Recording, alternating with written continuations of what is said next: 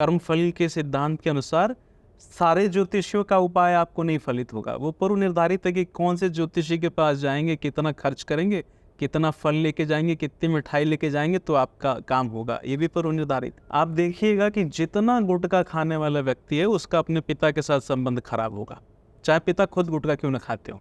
अगर कोई व्यक्ति देर रात तक जाग रहा है और दिन में ज़्यादा देर तक सो रहा है, दिन में सोने वाला व्यक्ति का मुंह सामान्य रह ही नहीं जाएगा। वो किसी न किसी तरह से या तो उसमें डबल चिन डेवलप हो जाए, या उसका थोड़ा सा टिल्टेड हो जाए, या उसको मुंह बनाने का आदत पड़ जाए, ऐसा मुंह पे 12 बजा रहे, ऐसी कंडीशन आ जाए। कोई व्यक्ति रास्ते में जा रहा है, वो सबको पास देता हुआ जा रहा है, उसका मंगल खराब है।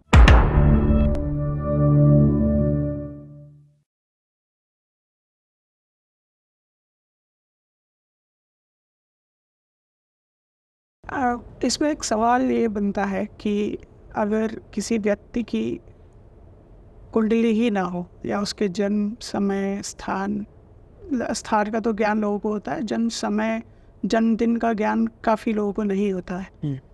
वह उस कंडीशन में, उस परिस्थिति में हम कैसे कुंडली बनाते हैं या कैसे बना सकते हैं? ये बहुत सुंदर प्रश्न है।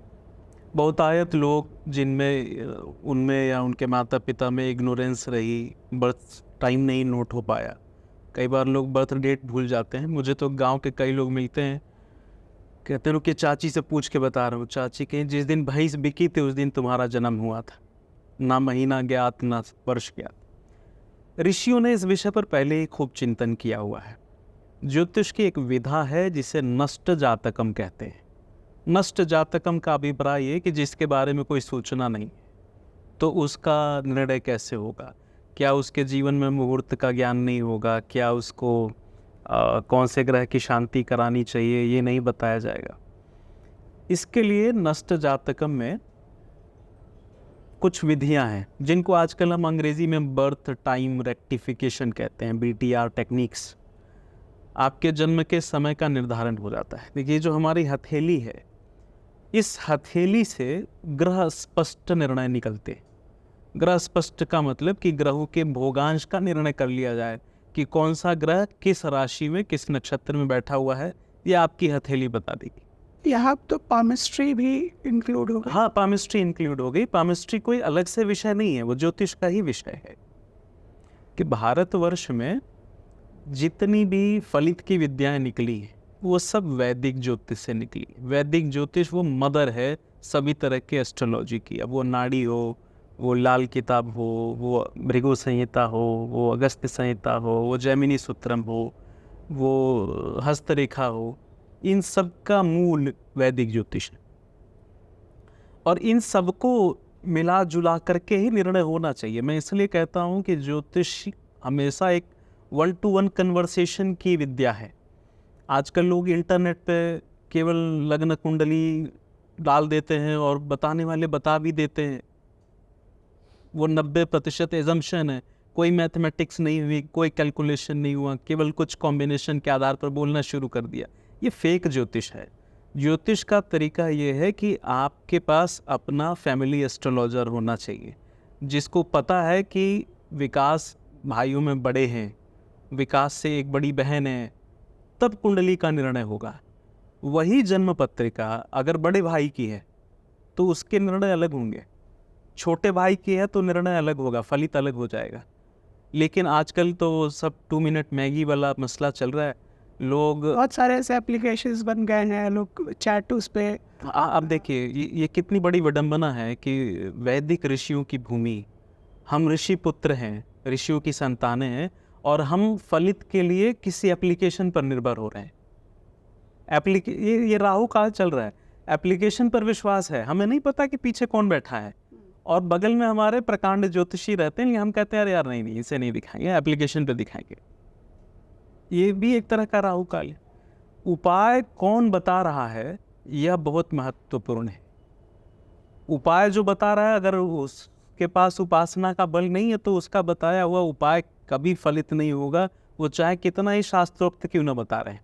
बहुत सारे लोग ऐसे हैं जो स्वयं मांस मदिरा का सेवन करते हैं, भक्षण करते हैं।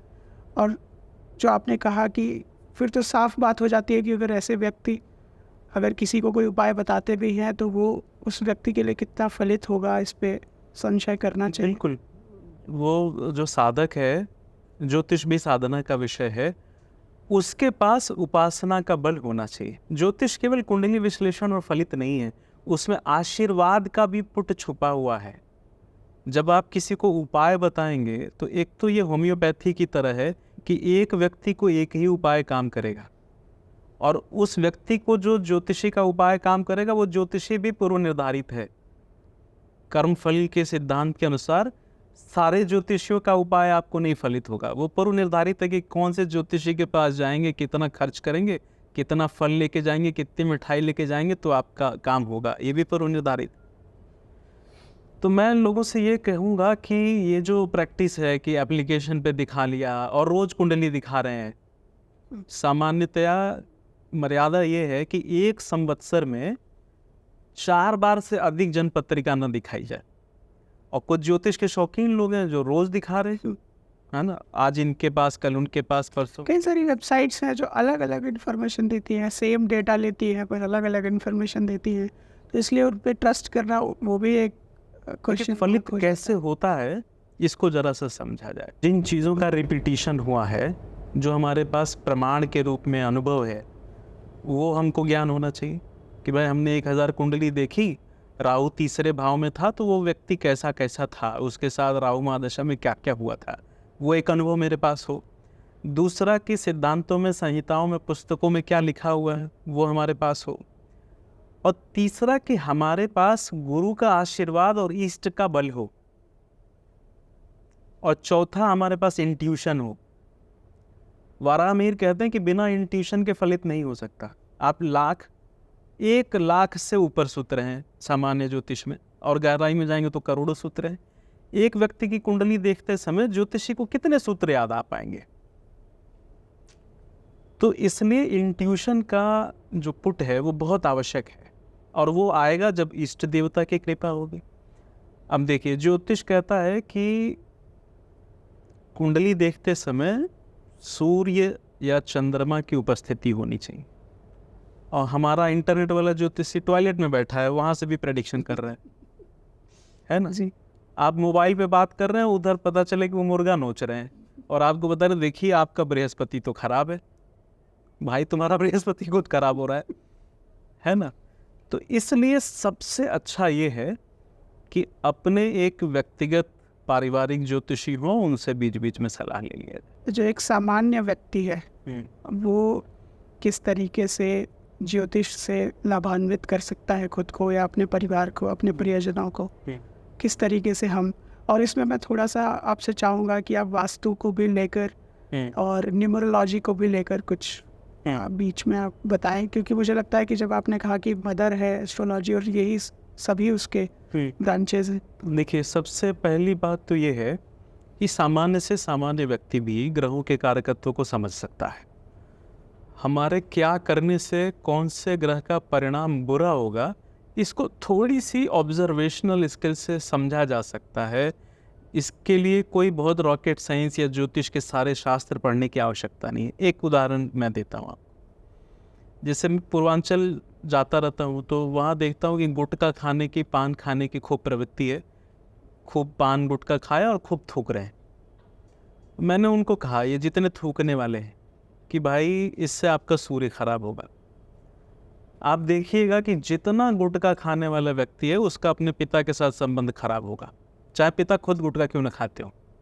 यानी गुटखा खाना वो डायरेक्ट रोल में नहीं है, लेकिन चूंकि वो बार बार थूक रहा है, थूकने के कारण सूर्य खराब हो रहा है, तो पिता के साथ उसके संबंध मधुर नहीं रह जाएंगे। दूसरा कि आप किसी बड़े अधिकारी के कार्यालय में चले जाइए और गुटखा तुरंत थूक के आइए, आपके मुंह से दिखाई दे रहा हो कि गुटखा खा के आए। वो अधिकारी जो सूर्य का प्रतिनिधित्व कर रहा है इस समय, या वो नेता, वो भले स्वयं क्यों न नशेड़ी हो, उस समय वो आपको पसंद नहीं करेगा। ऐसे ही चंद्रमा है। चंद्रमा माता का कारक है, मन का कारक है। चंद्रमा लिक्विड चीज़ों का कारक है, दूध का कारक है। माता के साथ संबंध, हमारा इमोशनल क्वेश्चन उसका कारक है। अगर कोई व्यक्ति देर रात तक जाग रहा है और दिन में ज़्यादा देर तक सो रहा है, चंद्रमा से जुड़े उसके जो शरीर के अवयव होंगे वो सारे गड़बड़ हो जाएंगे। जैसे हमारी जो मुखाकृति है इसका सीधा संबंध चंद्रमा से। हमारा मुखाकृति सेकंड हाउस है जहाँ पे चंद्रमा एग्जाल्टेड होते हैं, मून एग्जाल्टेड होते हैं। दिन में सोने वाला व्यक्ति का मुंह सामान्य रह ही नहीं जाएगा, वो किसी न किसी तरह से या तो उसमें डबल चिन डेवलप हो जाए या उसका थोड़ा सा टिल्टेड हो जाए या उसको मुंह बनाने का आदत पड़ जाए, ऐसा मुंह पे 12 बजा रहे, ऐसी कंडीशन आ जाए। ऐसे मंगल है, मंगल साहस है, मंगल ऊर्जा है, मंगल हमारा खून है। आप देखिएगा कि जिन लोगों का मंगल पीड़ित है उनमें उत्साह की समस्या है, वो बड़े इंट्रोवर्ट हैं। कोई व्यक्ति रास्ते में जा रहा है, वो सबको पास देता हुआ जा रहा है, उसका मंगल खराब है। किसी व्यक्ति को कोई गाली दे रहा है, उसका अपमान कर रहा है और बार बार कर रहा है, फिर भी ये पलट के जवाब नहीं दे रहा है, इसका मंगल खराब है। इस तरह के ज्ञान से हम अपने भीतर, अपने भोजन में, अपनी प्रवृत्तियों में, अपने रहन सहन में परिवर्तन करके ग्रहों का लाभ ले सकते हैं। पुरुष भोजन बनाने चला गया आग्नेय कोण के किचन में और लगातार पुरुष भोजन बना रहा है, लोगों का स्वास्थ्य खराब हो जाएगा, उस घर में पाइल्स का रोगी होगा। आप देखिए,